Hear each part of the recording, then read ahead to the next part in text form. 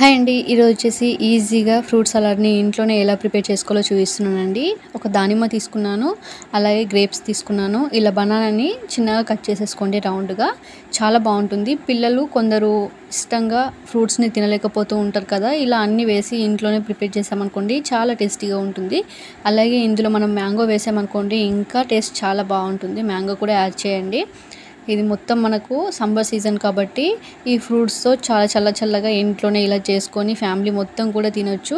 ఇలా చిన్న కట్ చేసేసుకోండి. మ్యాంగో కూడా ఇలా కొంచెం గ్రేవీ లాగా కూడా ఇట్లా జ్యూస్ లాగా కూడా వేసుకోండి. అంటే మనకు కొంచెం గ్రేవీ టైప్గా కూడా వస్తుంది. మ్యాంగో కొంచెం గుజ్జు కూడా ఉంటే వేసేసేయండి ఎక్కువగా. నేను ఒక మ్యాంగో అనేది వేసేసానండి. ఇందులో ఒక అరటిపండు వేసుకున్నాను. అలాగే ఈ ఐస్ క్రీమ్ వచ్చేసి నేను ఇంట్లోనే ప్రిపేర్ చేశానండి.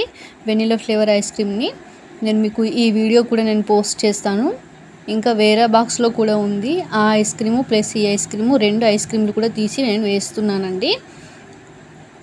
చూడండి, ఇలా మనకి ఎంత ఐస్ క్రీమ్ కావాలో అంత వేసేసుకొని ఇలా చక్కగా కలిపేసేసేయండి. కలిపేసి మనం ఒక 1 అవర్ కానీ హాఫ్ అన్ అవర్ కానీ ఫ్రిడ్జ్లో పెట్టేసామనుకోండి చాలా బాగుంటుంది ఈ ఫ్రూట్ సలాడ్ అనేది. మనం ఇలా ఇంట్లోనే ప్రిపేర్ చేసుకున్నాం అనుకోండి చాలా తక్కువ బడ్జెట్లోనే, అలాగే హెల్తీగా కూడా ఉంటుంది కాబట్టి పిల్లలు ఈజీగా తినేస్తారు. టేస్ట్ మాత్రం చాలా బాగుంటుంది. ఆ ఐస్ క్రీమ్ రెసిపీ అనేది నేను వీడియోలో పోస్ట్ చేస్తానండి, ఇంకా పోస్ట్ చేయలేదు. చూడండి, మనకు ఒక 1 అవర్ తర్వాత అయితే చాలా టేస్టీగా ఉంటుంది. చల్లగా ఫ్యామిలీ మొత్తం కూడా తినేయచ్చు.